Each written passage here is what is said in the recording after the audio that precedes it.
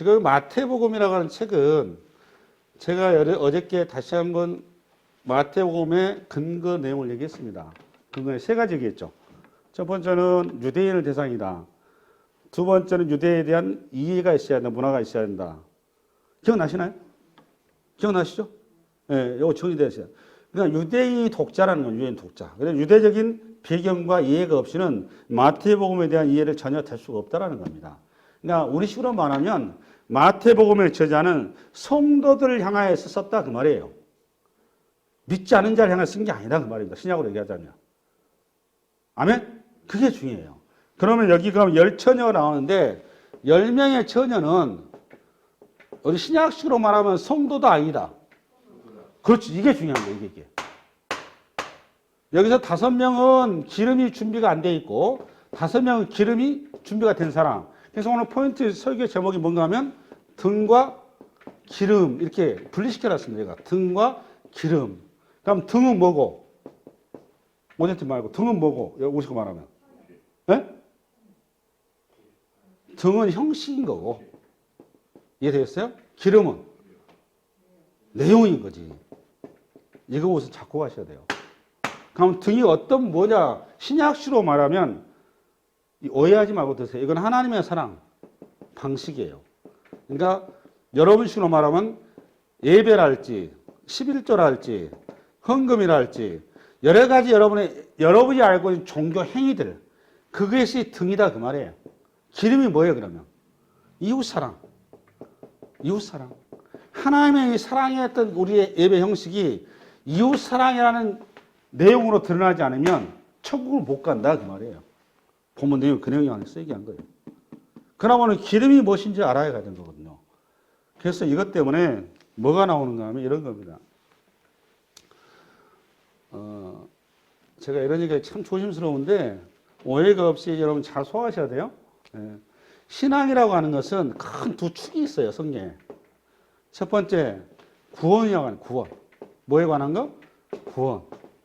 두 번째는 뭘까요? 교회입니다. 교회. 생소하시죠? 교회. 그러니까 구원에 관한 건 뭐냐? 여러분 잘 알고 있는 여러분 고린도서 12장 3장 앞을 봐봐요. 12장 3장 PPT 시작. 그러므로 내가 너에게 이르노니 하나님의 영으로 말하는 자는 누군지 예수를 저주할 자라 하지 아니하고 또 성령으로 아니하고는 누군지 예수를 주시라 할 수 없느니라. 그러니까 구원에 관한 거 너무 잘 되어 있어요. 예수 그리스도가 내 주님이십니다라는 고백인 거죠. 뭘로 이 고백을 하는 거죠, 여러분? 여러분의 입술로 하는 거죠. 그렇죠? 이 고백은 잘 들어야 돼요. 예수님을 내가 믿든 안 믿든 입술의 형식을 통해서 예수를 안 믿어 할 수 있는 거죠. 그렇죠? 그래서 제가 자꾸 얘기한 거예요. 이거는 하나님의 사랑이라는 형식이라고, 형식.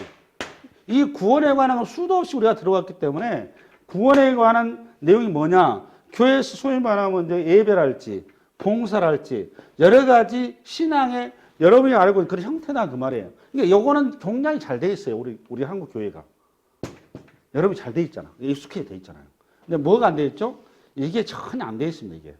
그러니까 교회는 뭐냐? 교회는 이런 겁니다.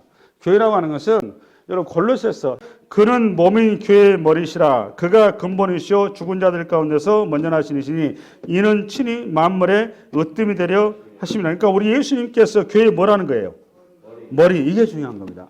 제가 아까 성도라고 하는 성도는 신약으로 말하면 성도는 교회란 말이에요. 여러분들 교회란 말이에요. 이 교회라고 하는 것은 아까 율법과 제사와 성전이 교회로 하나님 우리 주님께 세웠다 그랬죠. 이 교회로 다시 세워놓은 건데 교회는 머리가 누구고? 그렇지, 예수고. 몸은 성도란 말이에요. 지체. 이게 이제 잘 나온 게 고린도전서 12장하고 에베소서 4장이 잘 나와 있습니다. 이거 집에 가서 읽어보시고. 오늘은 좀 설교를 가야 되니까 기본 작업을 해야 되니까. 신앙이라고 하는 것은 구원에 관한 고백은 있는데 몸과 머리와 몸으로서 연합이 된 거란 말이죠. 그죠? 우리가 구원의 고백을 통해서 예수 그리스도와 함께 십자가에서 죽고 부활했단 말이에요. 그게 지금 로마서 6장 얘기잖아요. 그래서 우리가 이제는 죄의 종, 죄의 무기에서 의의 종, 의의 무기로 우리가 바뀌었다고 얘기했죠. 기억나시나 모르겠네. 로마서 강의를 했는데. 우리는 이제 예수 그리스도의 의를 가진 의의 종, 의의 무기로 새 사람이 되었단 말이에요. 새 생명. 그러면 이제는 예수 그리스도를 머리로 우리는 그분의 지체가 되어 있으니 우리의 존재가 이제 바뀐 거죠. 그전에는 마귀의 몸뚱아리였는데 이제는 예수님의 몸이 됐단 말이에요. 그러니까 우리 존재가 바뀌는 거예요. 예전에는 마귀로부터 우리가 연료를 공급받고 마귀로부터 우리가 모든 걸 공급받았는데 이제는 누구로부터 연료를 공급받는 거죠? 그렇지. 바로 그거예요. 그거. 바로 그 얘기한 겁니다. 아멘. 아멘. 오케이. 그러고 나서 오늘 이제 다시 가는데 이제 마태복음 25장 다시 들어와 봐요. 이 정도 이해를 가지고. 그러니까 구약의 성전과 제사와 율법은 신약의 뭘로 대체되었다? 교회로 대체되었다. 할렐루야?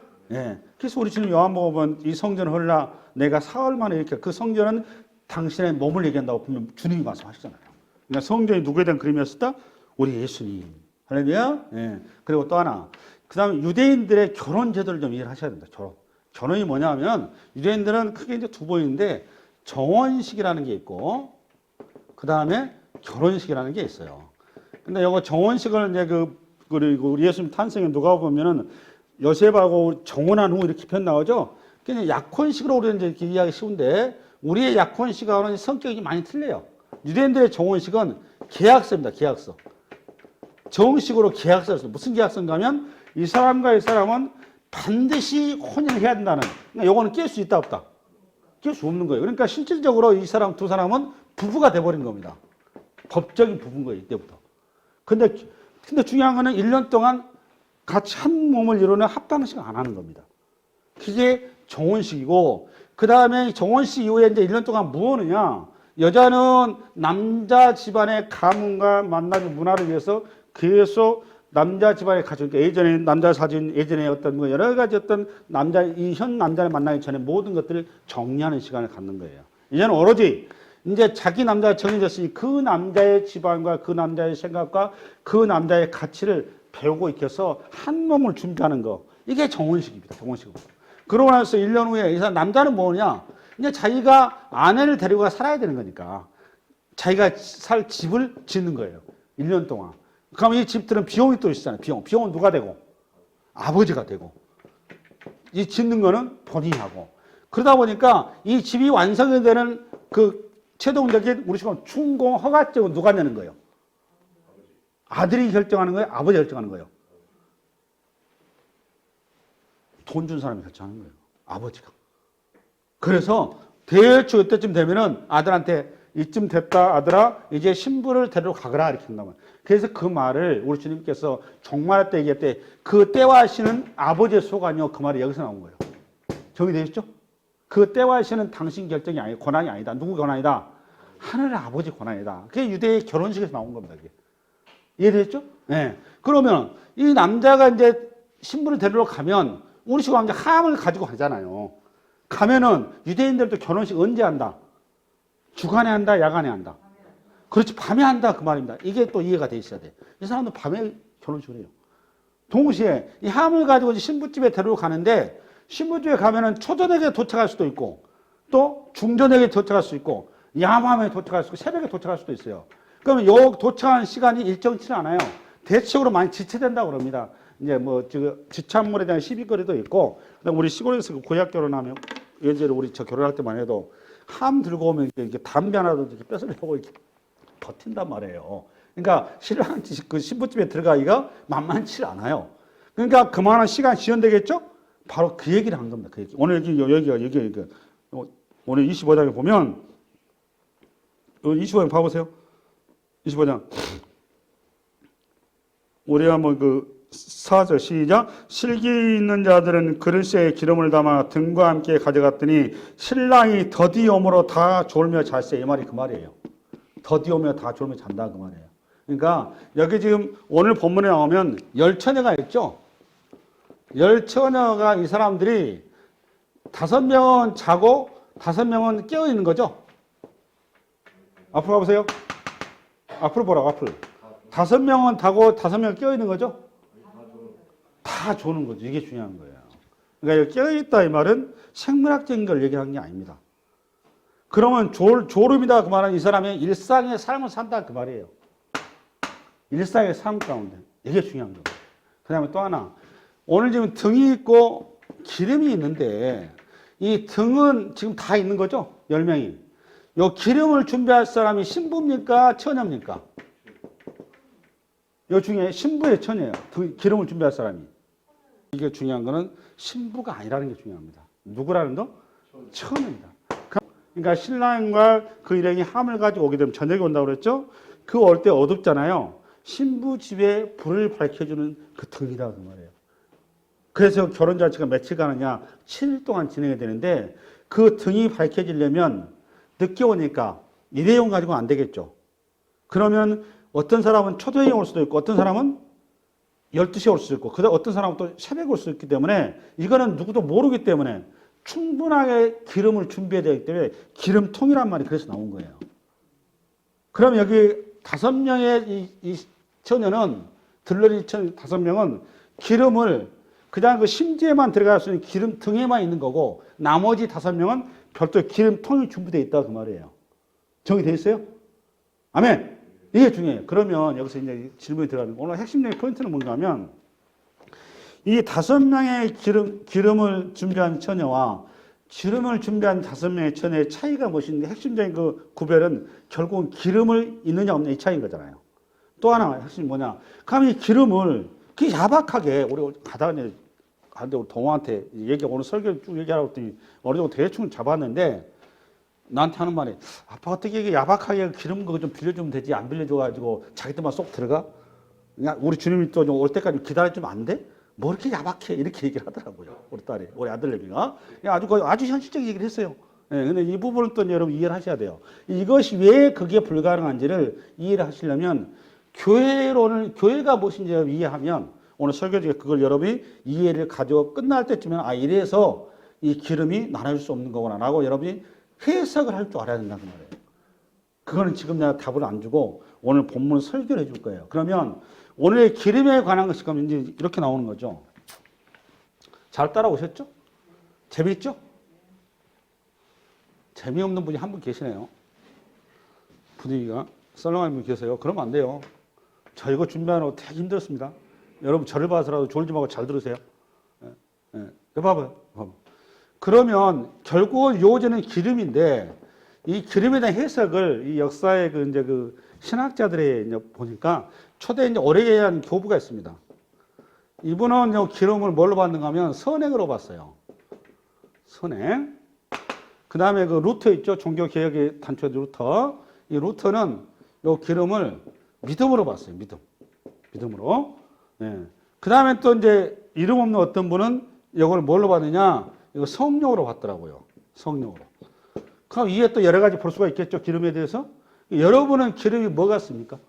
답은 뭔가 하면 예수 그리스도입니다. 본체가 뭐다? 예수. 제가 여러분한테 그래서 율법, 제사, 성전을 얘기했죠. 율법, 제사, 성전이 뭐라고 했어요, 여러분? 예수. 그러고 나서 이게 신약에 넘어오면서 그게 우리 주님께서 율법, 제사, 거룩을 대체를 시켰는데 그게 뭐로 대체됐다고? 십자가의 중간바를 통해서 교회. 그 교회가 뭐예요, 본체가? 예수. 바로 그 얘기합니다. 설교를 좀 해야 되니까 반말하지 말고 설교 끝나고 저한테 얘기하세요. 예. 본체가 예수입니다. 여기 기름은 예수를 얘기하는 거예요. 여러분 왜 예수가 기름이냐는 이해를 하셔야 되잖아요. 그렇죠? 예. 전혀 지금 여러분 예상 못했을 테니까 그걸 이야기해서 여러분이 등과 기름이 갖는 이 관계는 등이라고 하는 것은 기름에 의해서 좌지우지되는 거죠. 등이라고 하는 형태는 기름 없으면 의미가 없는 거예요. 그렇죠? 여러분 교회라고 하는 거는 아까 얘기했다시피 몸인 성도라고 하는 것은 머리인 예수 그리스도에 의해서 몸을 움직이는 거지 몸 자체 스스로 움직일 수 있다 없다? 불가능한 겁니다. 정리되셨어요? 여기서 본질은 머리인 거예요. 머리. 이 얘기하려고 그러는 거예요. 오로지 머리에서 뇌에 의해서 컨트롤되는 거잖아요. 몸이라는 게. 그래서 오늘 사도 바울이 고린도전서 12장과 에베소 4장, 고린도서 여러 곳에서 그 얘기를 한 거예요. 할렐루야. 그럼 이걸 이해를 좀 돕기 위해서 요한복음 14장을 빨리 열어보세요. 요한복음 14장 열으십시오. 요한복음 14장을 여는데 15장을 좀 봐볼래요? 이 등과 기름의 이 관계를 이해하려면 오늘 지금 사도 요한의 이 비유를 통해서 1차 여러분 작업해 드릴 거고 2차 사도 바울의 교회를 가지고 얘기해 줄 거예요. 우리 여러분 15장의 비유가 그 유명한 포도나무 비유죠. 포도나무 비유죠. 예, 포도나무 비유는 포도나무하고 가지에 관한 내용이죠. 그런데 포도나무 비유는 왜 나왔냐라는 것이 중요한 거예요. 이 사도 요한이 이 포도나무 비유를 왜 썼을까? 여기다 넣어놨을까? 그게 중요한 거잖아요. 그 이유는 14장의 근거를 가는 거예요.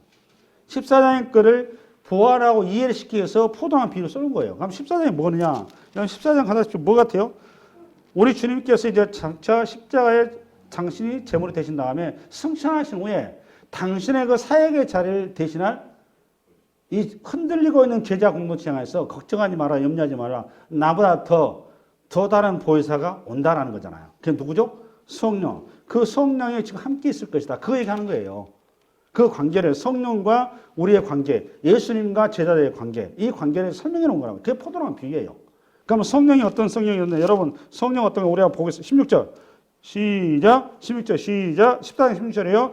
너희가 아버지께 구하겠으니 그가 또 다른 보혜사를 너희에게 주사 영원토록 너희와 함께 있게 하리니 그는 진리의 영이라 세상은 능히 그를 받지 못하나니 이는 그를 보지도 못하고 알지도 못함이라 그러나 너희는 그를 아나니 그는 너희와 함께 거하시며 또 너희 속에 거하겠습니다. 할렐루야.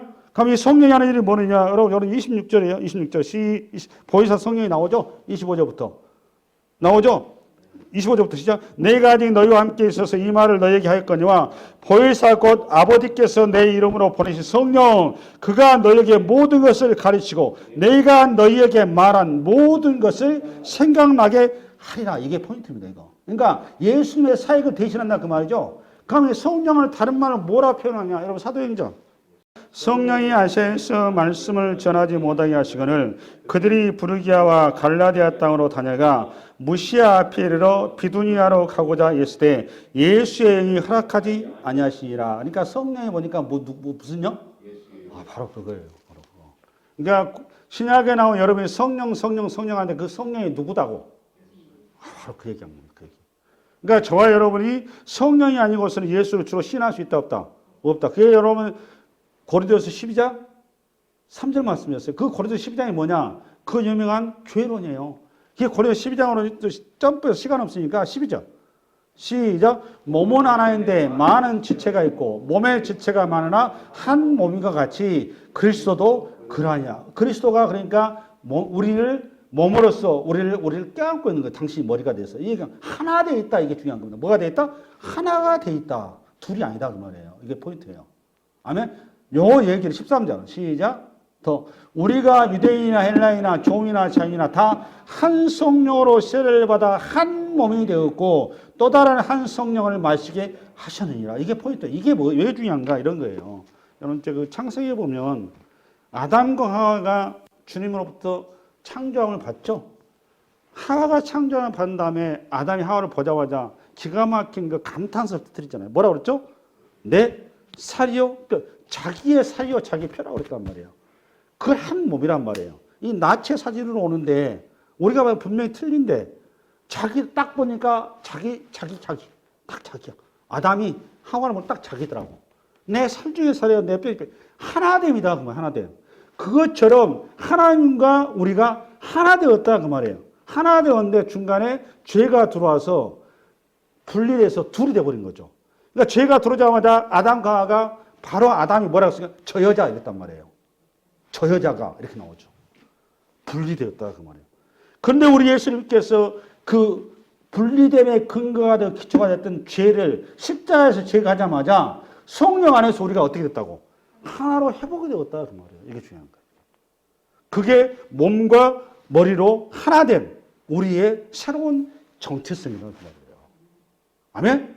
그래서 우리를 교회로 신약시대에 우리를 부르셨다 그 말이에요. 그 얘기를 한 거예요. 포도나무 비유를 이제 사례를 가겠습니다. 15장. 요한복음 15장 보겠습니다. 정리되시죠? 15장 시작. 나는 참 포도나무요 내 아버지는 농부라. 물은 내게 붙어 있어 열매를 맺지 아니하는 가지는 아버지께서 그것을 제거해 버리시고 물을 열매를 맺는 가지는 더 열매를 맺게 하려고 그것을 깨끗하게 하시느니라. 너희는 내가 일러준 말로 이미 깨끗해졌으니 내 안에 거하라. 나도 너희 안에 거하리라. 가지가 포도나무에 붙어 있지 아니하면 스스로 열매를 맺을 수 없음 같이 너희도 내 안에 있지 아니하면 그러하니라. 나는 포도나무요 너희는 가지라. 그가 내 안에 내가 그 안에 거하면 사람이 열매를 많이 맺나니 나를 떠나서 너희가 아무것도 할 수 없음이라. 사람이 내 안에 거하지 아니하면 가지처럼 밖에 버려져 마르나니 사람들이 그것을 모아다가 불에 던져 살아느니라. 앞으로 가보세요. 뭔 얘기하려고 하는지 이해 가시죠? 그러니까 등과 기름은 하나가 되는 것이지 둘이 될 수 있다 없다? 없다 그 말이에요. 그 말은 비유를 통해 얘기한 거예요. 열천의 비유를 통해. 그러니까 우리 주님이 이러니까 나와 너희는 뭐다? 하나다 그 말이에요. 지금 계속. 근데 나의 그 빈자리를 누가 대신한다? 성령, 보혜사 성령께서 와서 너희를 하나로 만들 것이다. 아멘? 예. 그런데 나라는 존재는 하나님에 의해서 성령에 의해서 머리신 예수 그 다음에 몸인 우리가 하나로 연결이 되어서 불가분의 관계로 간다 그 말이에요. 따로 갈 수 있다 없다? 없다 그 말입니다. 이게 굉장히 중요한 얘기입니다. 그러니까 우리가 그 기름이라고 하는 거는 결국은 예수란 말이에요. 예수. 이 예수. 우리는 쉽게 해서 등의 등. 예수로부터 공급되어진 영광과 빛과 복과 생명과 은혜가 이 지체를 통해서 드러나는 거란 말이에요. 우리는 등이에요. 등. 예수가 뭐고? 기름이고. 정의되었어요? 포도나무 똑같은 거예요. 포도나무가 있고 가지가 있단 말이에요. 이 가지는 포도나무 가지 이렇게 하지 않죠. 그냥 포도나무 그러는 거지 우리가. 왜 그렇죠? 포도나무에 같이 붙어져 있으니까. 그러니까 중요한 거는 이 가지의 싸움은 뭔가 하면 포도나무에 붙어 있느냐 아니냐 이 싸움인 것이지 이 포도나무에 연결이 되냐 안 되냐 이 싸움인 것이 그거 다른 거 외에는 없어요. 만약에 여기서 끊어지면 이 가지는 더 이상 뭐가 되는 거죠? 포도나무가 아니고 뭐가 되는 거죠? 그냥 뗄감 되는 거죠. 뗄감. 그 얘기하는. 그 다음에 이 포도나무 가지는 포도는 어디에 열리는 거죠? 포도가? 가지에 포도가 열리는 거잖아요. 이게 열매가. 그렇죠? 그 열매는 그런데 가지가 여나요? 포도나무가 여나요? 이 답이 또 안 나오네 이렇게. 여러분 열매라고 하면 포도나무, 포도 열매는 가지에 의해서 결정되나요? 포도나무에서 결정되나요? 바로 그 얘기한 거예요. 가지는 그냥 붙어만 있어서 뭘 공급받아서 포도 열매를 생산할 수 있도록 열매를 주도록 철저하게 공급받는 거죠. 그래서 그냥 드러내는 것 뿐이라고 가지는. 이 가지가 포도나무가 되려면 무조건 붙어 있어야 된다 그 말이에요. 이 등이 기름이 되려면 무조건 기름이 있어야 되는 거와 똑같은 거다고. 근데 그 기름이 뭐라고 보니까 그러니까 예수라고 예수. 우리가 누구로부터 공급받는다고?